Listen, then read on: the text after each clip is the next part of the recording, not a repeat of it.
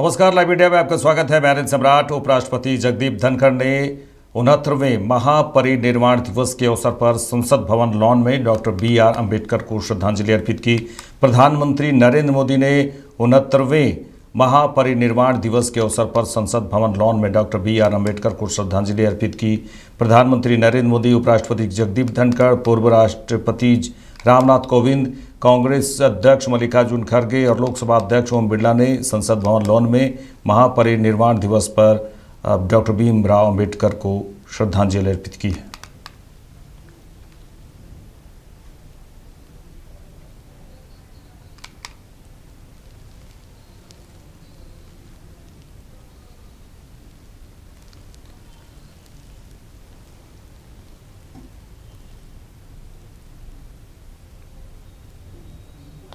लोकसभा में नेता प्रतिपक्ष राहुल गांधी ने 69वें महापरिनिर्वाण दिवस के अवसर पर संसद भवन लॉन में डॉक्टर BR अम्बेडकर को श्रद्धांजलि अर्पित की। तस्वीरें देखिए, जहां लोकसभा में नेता प्रतिपक्ष राहुल गांधी महापरिनिर्वाण दिवस के अवसर पर संसद भवन लॉन में डॉक्टर भीमराव अम्बेडकर को श्रद्धांजलि अर्पित कर रहे हैं।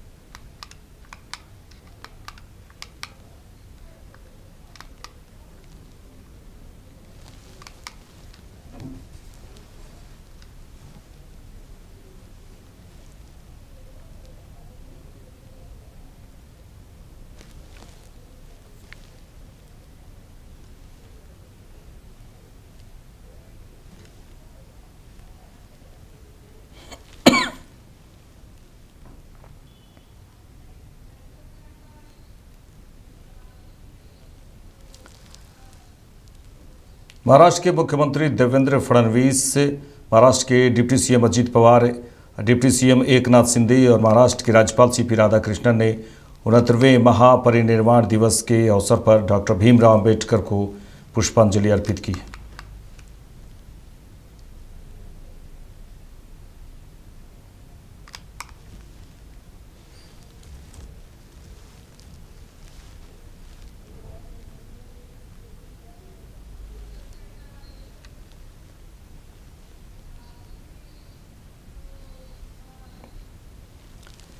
महाराष्ट्र के राज्यपाल CP राधाकृष्णन ने मुंबई में विजय दिवस अल्ट्रा मैराथन को हरी झंडी दिखाई और उसके बाद दौड़ शुरू हुई। ये अल्ट्रा मैराथन की दौड़ है, जहां महाराष्ट्र के राज्यपाल CP राधाकृष्णन ने विजय दिवस के अवसर पर अल्ट्रा मैराथन को झंडी दिखाई है।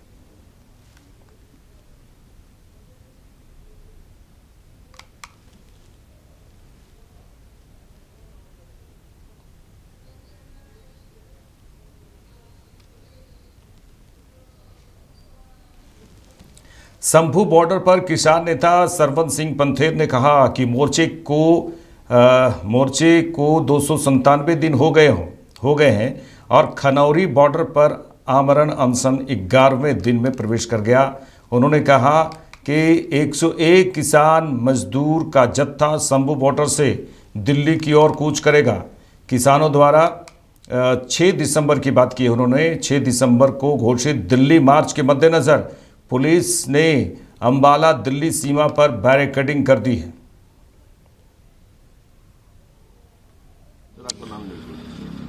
मैं सरवन सिंह पंदेर, किसान मजदूर मोर्चा एवं SKM नॉन पॉलिटिकल कोऑर्डिनेटर बोल रहा हूं। पंदेर साहब, आज कितने दिन हो गए आपको बैठते हो? आज का रणनीति क्या है आपका? देखिए, लगभग मोर्चे को चलते हुए 257 दिन हो गए और 97, और जो अमर अनशन है खनौरी बॉर्डर पर, वो लगभग 11वें दिन में दाखिल हो गया है। जो दोनों फोरमों ने निर्णय लिया था कि लगभग 1 बजे हम लोग यहाँ से 101 किसान मजदूर का जत्था दिल्ली की ओर कूच करवाएंगे। जैसा आप जानते हैं, आज गुरु तेग बहादुर जी का शहीदी पर्व है।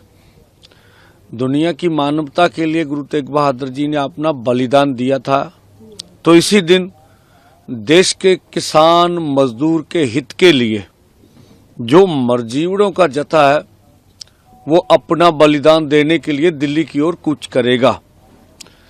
जहां तक भारत सरकार का सवाल है, जो हमने कल डीसी अंबाला का एक प्रेस रिलीज या कि नोटिस देखा था, जो वो बोल रहे हैं कि इनके पास मारू हथियार हैं।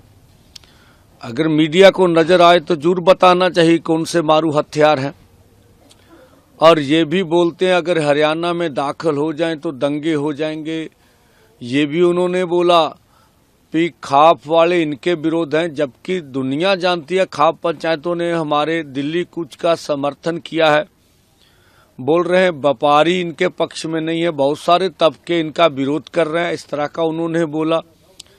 देखिए, जब हमने लगभग 10 महीने बीत चुके, केंद्र के मंत्री अथवा राज्यों के मंत्री जो भाजपा के थे लगातार बोल रहे थे आप ट्रैक्टर ट्रॉली छोड़ दीजिए और चले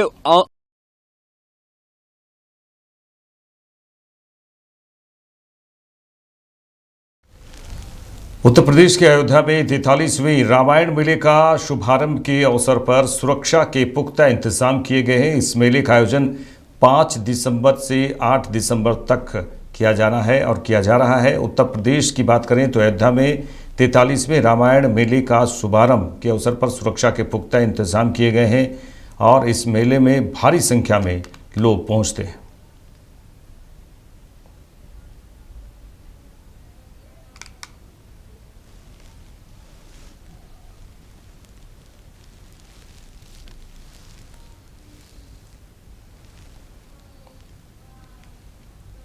आगे बढ़ेंगे। महाराष्ट्र के डिप्टी सीएम एकनाथ शिंदे ने कहा है कि मुख्यमंत्री देवेंद्र फडणवीस को शुभकामनाएं देता हूं और उन्होंने ये भी कहा है कि हमने 2.5 साल में बहुत काम किया, हमने कई ऐतिहासिक निर्णय लिए। 2.5 साल के कार्यकाल में जितने निर्णय हमारी सरकार ने लिए हैं वो ऐतिहासिक है। उन्होंने ये भी कहा कि यह सुनहरे अक्षरों से लिखा जाएगा, हमारा एजेंडा केवल विकास करने का है। ऐतिहासिक शपथ ग्रहण समारोह में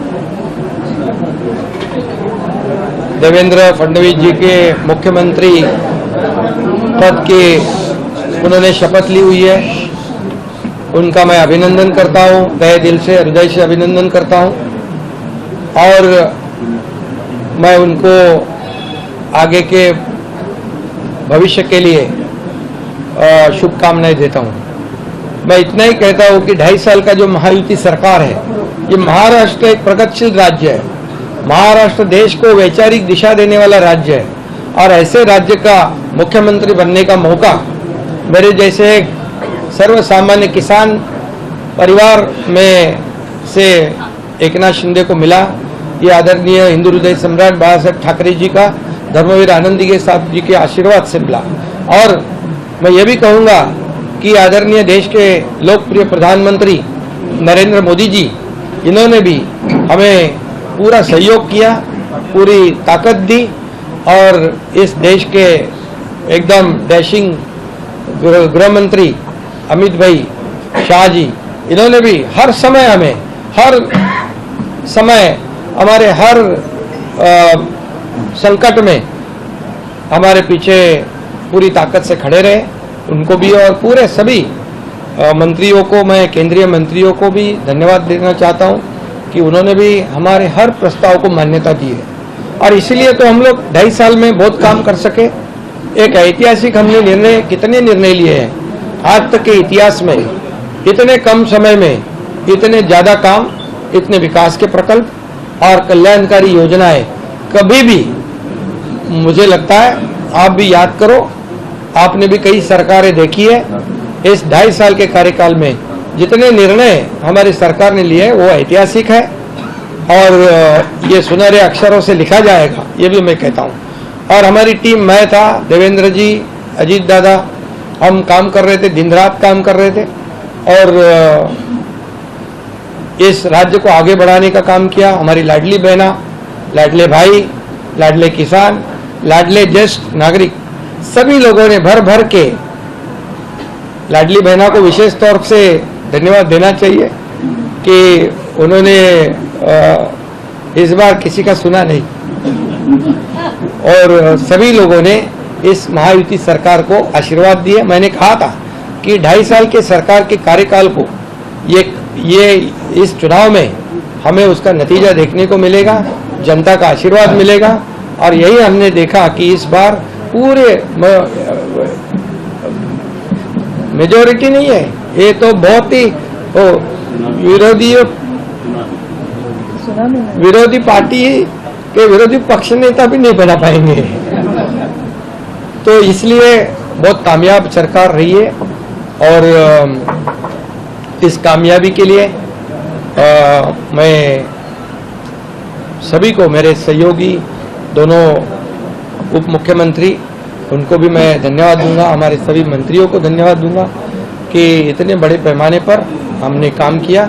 और मुझे इस बात की भी खुशी है कि जब हम निकले थे 2.5 साल पहले 40 लोग हमारे साथ थे, आज 57 प्लस 3 60 लोग।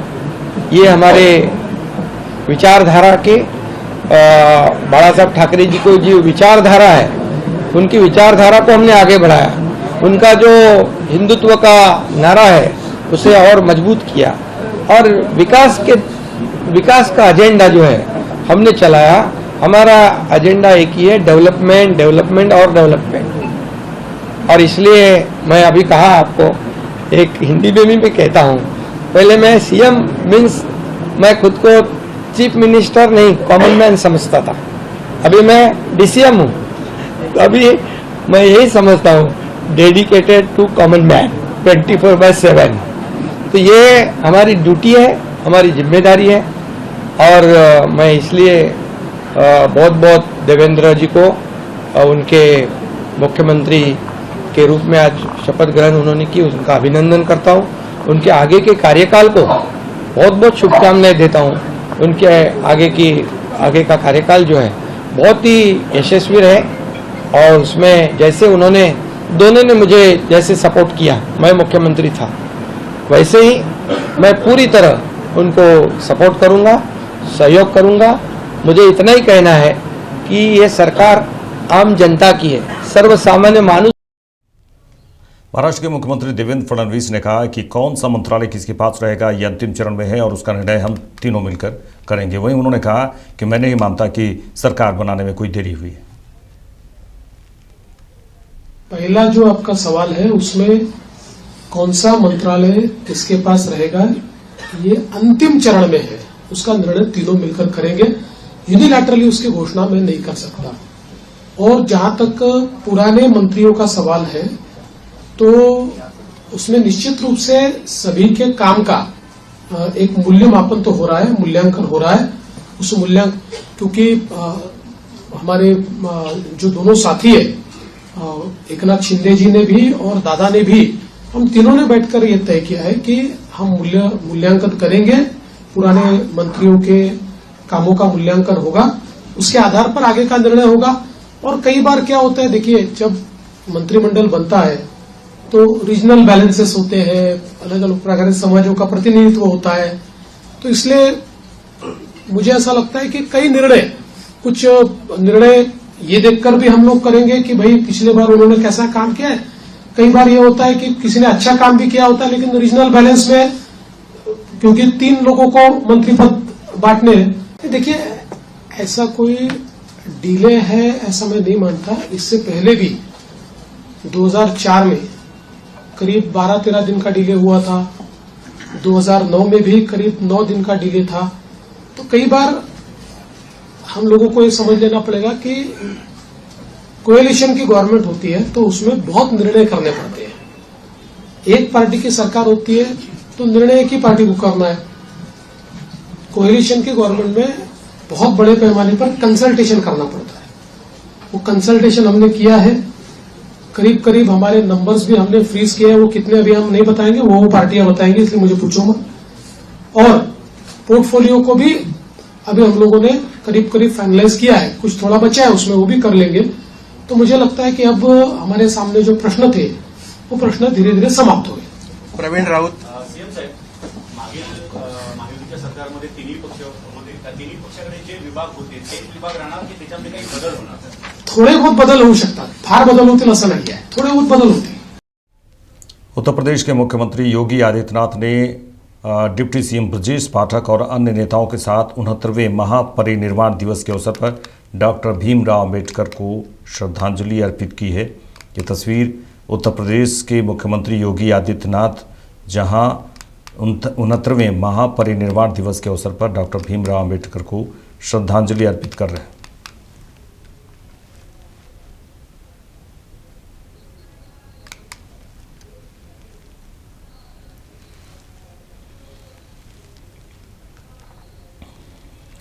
लोकसभा में नेता प्रतिपक्ष राहुल गांधी और प्रियंका गांधी वाड्रा समेत विपक्षी सांसदों ने अडानी मामले पर संसद परिसर में विरोध प्रदर्शन किया। कांग्रेस सांसद प्रियंका गांधी वाड्रा ने कहा कि जो लोग जवाहरलाल नेहरू, इंदिरा गांधी को देशद्रोही कह रहे हैं, अगर वही लोग राहुल गांधी के साथ भी ऐसा ही करते हैं तो इसमें कोई नई बात नहीं है। उन्होंने कहा कि मुझे मेरे भाई राहुल गांधी को लेकर कहा कि मुझे मेरे भाई पर गर्व है और मेरे भाई के लिए देश से ऊपर कुछ नहीं है। अडानी पर चर्चा करने की उनमें हिम्मत नहीं है। चर्चा करने में क्या ऐतराज है? उन्होंने कहा कि चर्चा करने में क्या ऐतराज है, लोकतंत्र में चर्चा ही तो होती है।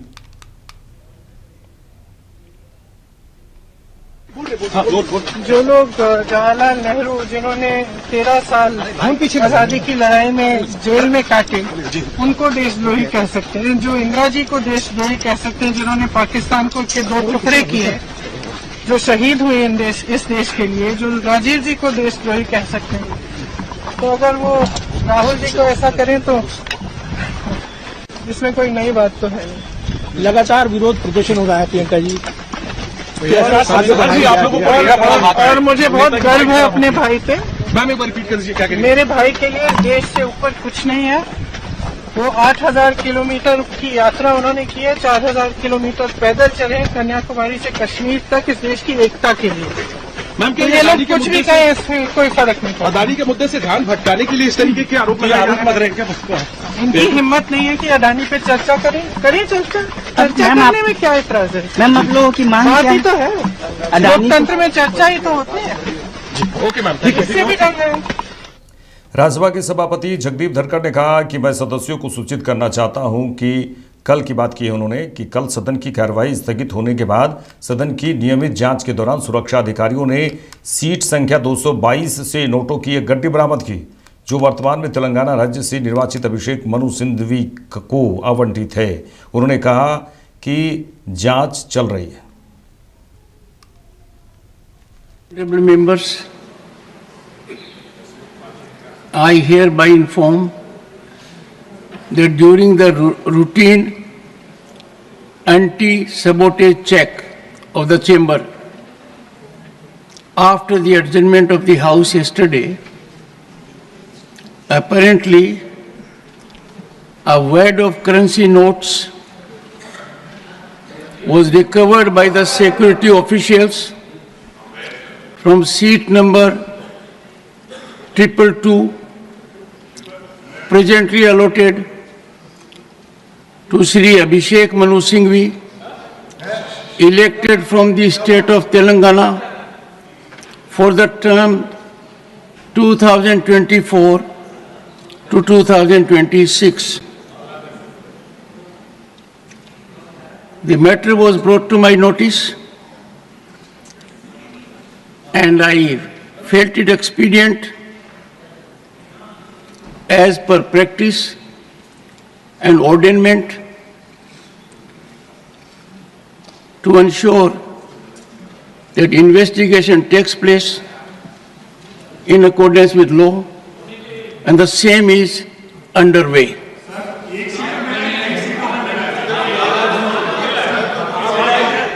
राज्यसभा में केंद्रीय मंत्री जेपी नड्डा ने कहा कि यह घटना बहुत ही असाधारण है, इससे सदन की गरिमा को ठेस पहुंची है।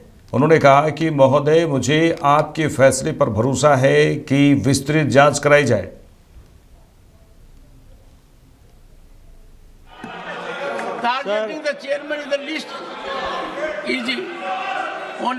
आदरणीय अध्यक्ष जी, ये जो घटना घटी है,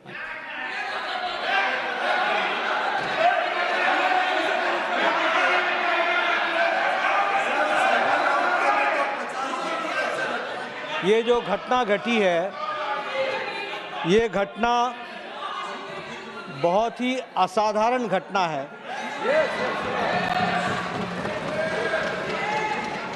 और बहुत ही सीरियस नेचर की घटना है। यह घटना पक्ष और विपक्ष में विभाजित होने के लिए नहीं है, ये सदन की गरिमा पर एक चोट है। और सदन के कर्तृत्व पर एक तरीके से प्रश्नवाचक चिन्ह है। मुझे आप पर और आपकी रूलिंग पर पूरा भरोसा है कि इन्वेस्टिगेशन डिटेल में होगा और दूध का दूध पानी का पानी होगा। लेकिन प्रजातंत्र में कभी कुछ बातें अपने पक्ष में आती हैं, कुछ अपने विपक्ष में आती हैं। किसी पर आप तीव्रता दिखाओ और किसी मुद्दे को आप मिट्टी डालो, यह ठीक नहीं है।